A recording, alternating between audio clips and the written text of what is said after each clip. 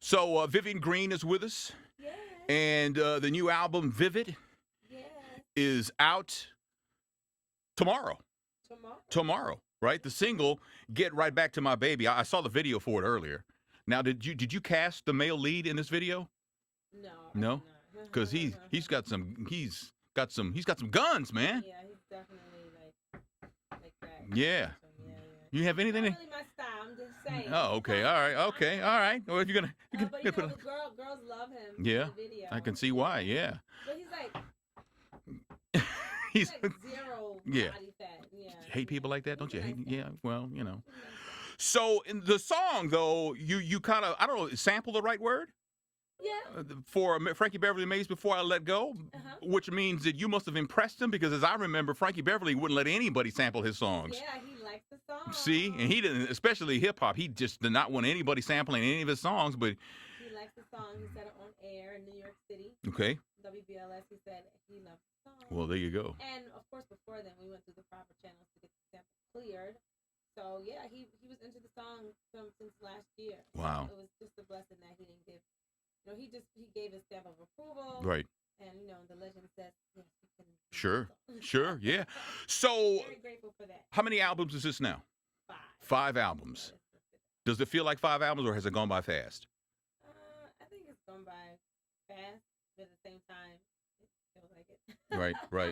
Right. So, in case you don't know, the album Vivid from Vivian Green is out in stores today, and the video for "Get Right Back to My Baby," which you kind of, in the video, you kind of seem like you really sprung on this guy. It's like you can't even rehearse. Yeah. What'd you say? You can't even rehearse in your song because this guy, he's blowing up your phone and. I can't even rehearse. I can't do my job. Man, have you ever been that in love? Coming to my job? No. Never? You never been in love like that? I've been in love. Well, I know you've been in love, but but come to my job, like you wouldn't want that?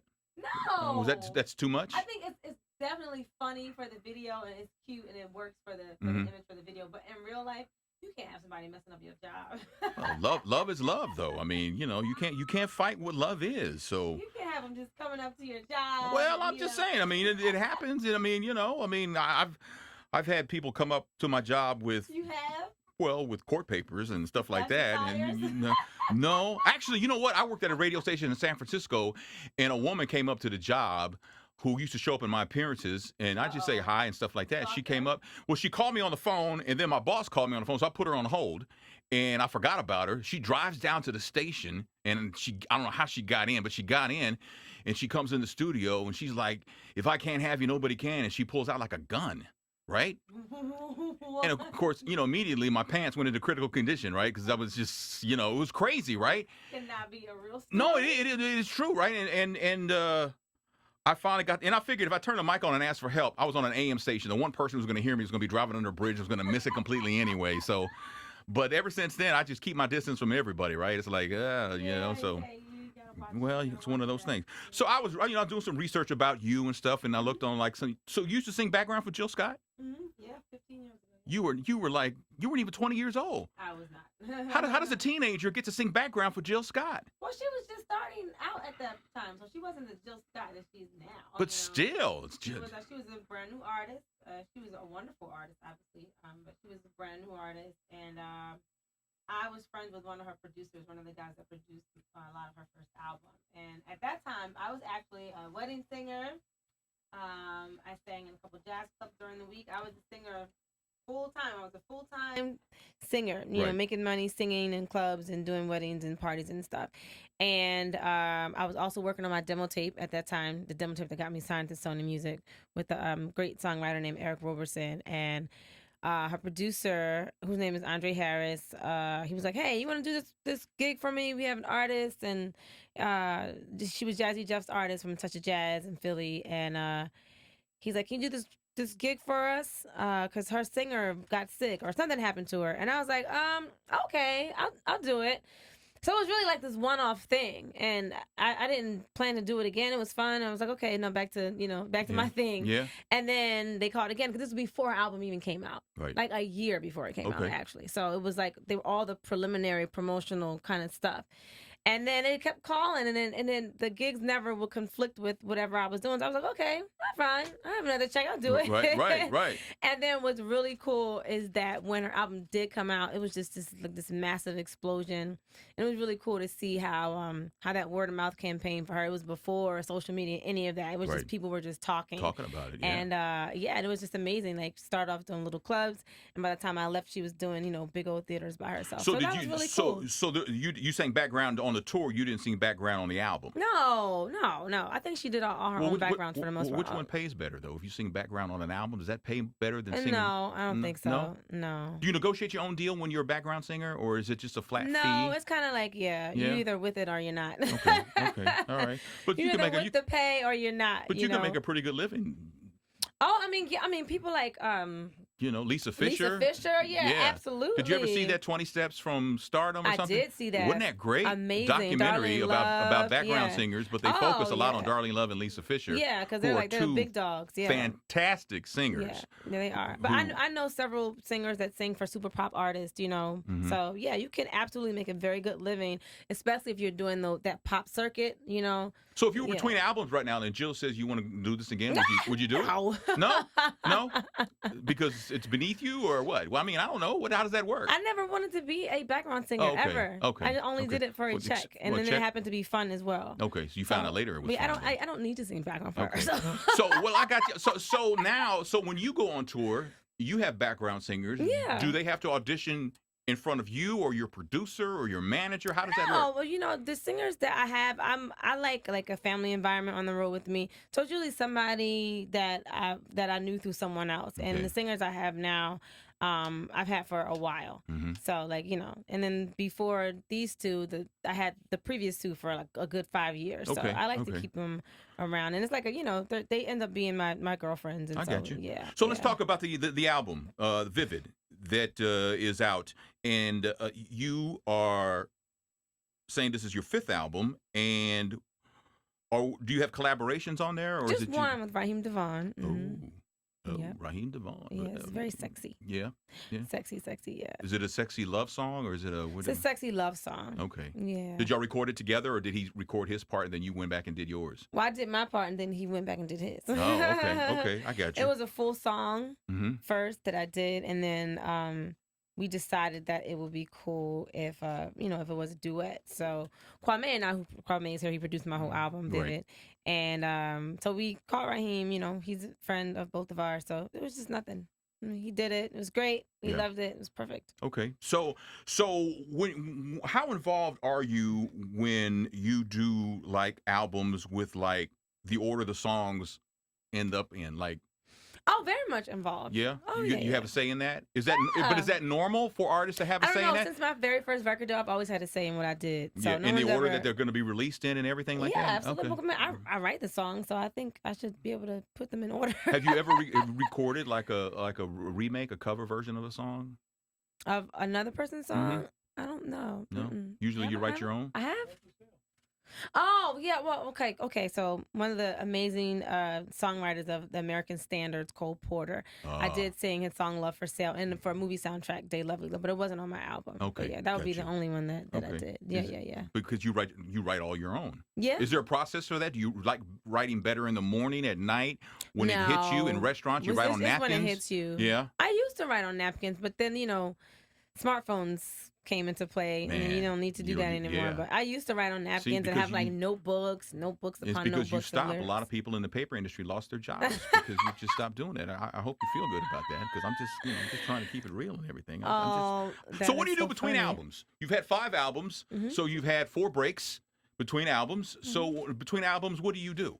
Between albums, I'm making the next one. And but I mean, there has to be some downtime. But they don't just come out. No, I understand. Yeah. But I mean, do you vacation? Do you? I don't. I honestly really don't. I've been on very few vacations in my life. It's horrible, but most of my vacations, if I have a day off in a city I love, and I'm lucky enough to. I'm a mom. My son's 11, and so when I'm not making an album, I'm like, I'm a full-time mom. I homeschool him. Mm-hmm. He was born with the unknown syndrome. So, that's like a huge part of my life, being the mother of a special needs child. It's like a bigger part of my life than my career, than my music. Sure. Isn't it amazing, though, once you have a child, even with special needs or not, your life just changes. Yeah, it changes completely. But it changes for the good, doesn't it? Because it makes you. Yeah. It just It makes you better. It makes you better. Makes you a better person. It makes you see things differently. It makes you so grateful for all the blessings that you have. Because I've known women who've had children before they became mothers. They were very selfish and things like that. And then once they had the child, that selfish it turned into selflessness. Absolutely. Yeah. You ever want to have any more children? No. All right, 'cause I was going to take the 10th call right now and see if anybody wanted to. No, you're good? I love the one I have. You're done. Very much. You're done. Yeah. Tubes are tied. No slip knots. I don't have anything done. No, okay. Yeah. I got you. I ain't trying to get in your business or your pants. I didn't tie any tubes. I have, I did. Yeah. Okay. So, wow. So, is there an official tour already, or are you just touring to promote the CD? Or right now, I'm touring to promote the CD. So, when are you going to get out on the road and start? In the fall going into winter. Absolutely, that's the plan. Yeah. Wow. So, do you know right now who you'd like to tour with? Who would be cool to tour with? It would be cool to tour with Kim. Mm-hmm. I like it when Kim goes, girl. I like it when he does that. Girl. I like it when he does that. So that's really cool.